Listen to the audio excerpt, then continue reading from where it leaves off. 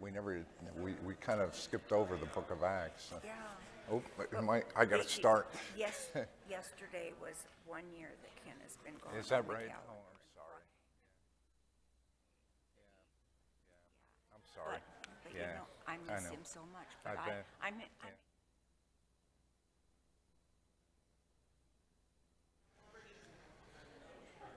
Good morning.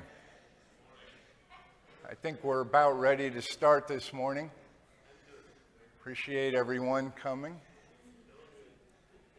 I'm sure we'll have others leak in. We start a new class this quarter. As you can see, it's on the Gospel of Luke.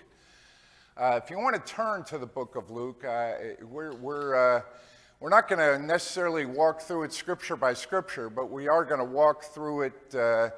I'm going to kind of paraphrase our way through it so you can follow along. We'll be in chapters 1 and 2 today. This is kind of a Christmas lesson. So the material that we use for these classes actually recommended decorations. I was like, no, I don't think we want to go down that path. But we are going to start in Luke 1 today, if you'll bear with me.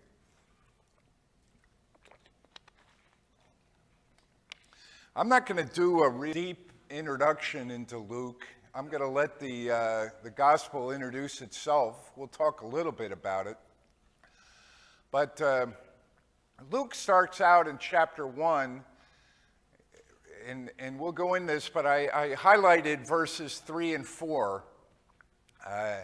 which kind of defines his purpose in writing this gospel. He says, "Since I myself investigated everything from the beginning, I too decided to write an orderly account for you, most excellent Theophilus, so that you may know the certainty of the things you have been taught." So, as written there, in the early accounts of Jesus circulated by word, more in an oral form.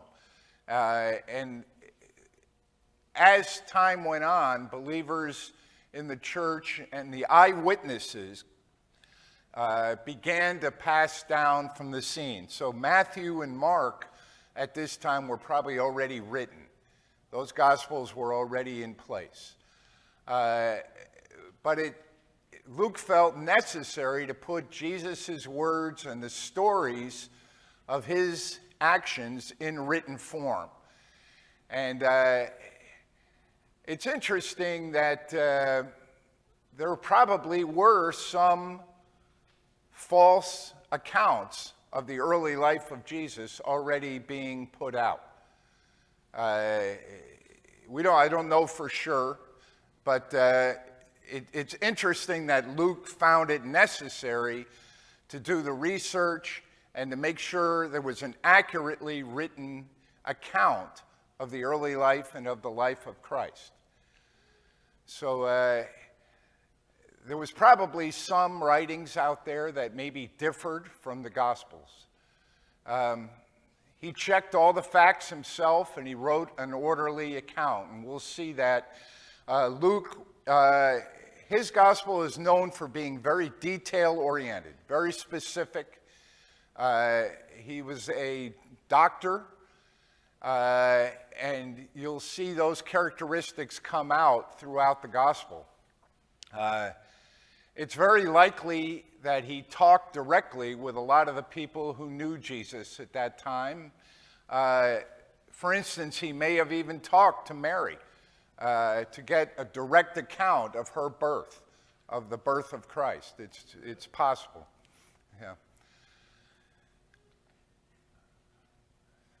His writings in his Theophilus. We don't really know a lot about Theophilus.